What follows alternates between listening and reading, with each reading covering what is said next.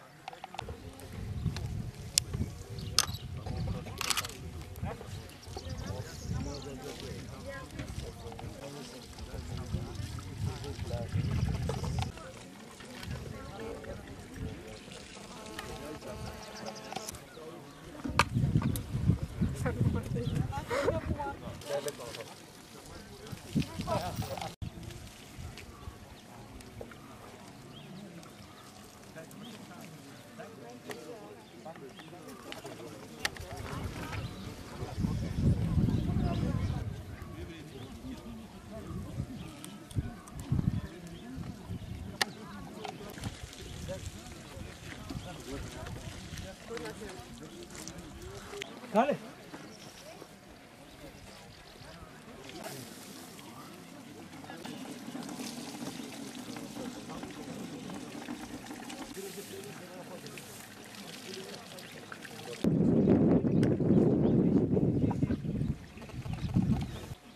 Got some tin.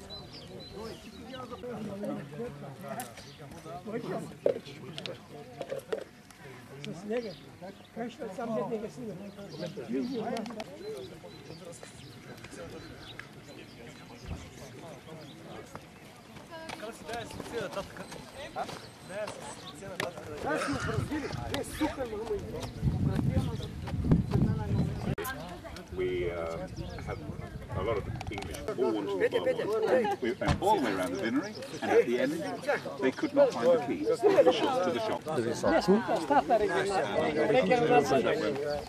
Може би най-радостното е това, че тази дисциплина продължава да се развива. Достатъчно брой коне взеха участие в отделните изпитания. Трябва да ви кажа, че тази година има нова наредба за провеждане на състезание. Вчера в 30 км останахме с впечатление, че не бяхте много наясни какво значи квалификация, как става класирането. Мога да ви кажа, че и съдийското ръководство на базата на новата наредба допусна една грешка по отношение на класирането вчера, начина на изчисляване на резултата. След малко ще ви съобщиме корекцията в класирането от 30 на класиране. Правилата са за всички еднакви. Обещавам, че ние като съдийско ръководство максимално честно и коректно ще се опитваме да организираме и провеждаме състезанията, а на вас се желая добра подготовка. След като коригирахме изчисленията, на 30 км класирането изглежда така. Първо място Лили Димитрова с Ахил. Момент. В днешното изпитание на 40 км Грация с ездач Константин Костадинов и Дакота с Цветелина Георгиева. Златна Грация беше елиминирана на първия етап поради куцота. И така на първо място, единственият, който добил квалификация днес, е Дакота с Цветелина Георгиева. Заповядайте. Честит имен ден на Цвети! И сега организаторите са подготвили една награда за най-млад състезател, явил се на това състезание. Тя се присъжда на Алекс Николаев с комприз. Успехи! Искам да благодаря от името на всички, на организаторите за добрата организация на турнира и да пожелаем следващата година отново да сме тук в още по-голям екип. Този път стартираха 32 коня. Това е за първи път с този. Първи път, да. Толкова много коня има. Да си жив и здрав и все така да ни помагаш. Ти спечели наградата за най-млад състезател. От колко години яздиш? Ами, вече 6-та година. На колко години си? 12. Къде учиш? В Русе училище СОЛ Възраждане. Къде тренираш с конете? Ами на Арсенския хиподром. Как се казва конете? Ами конят ми се казва Приз. Разбирате ли се с него? Да, Слушали те? доста.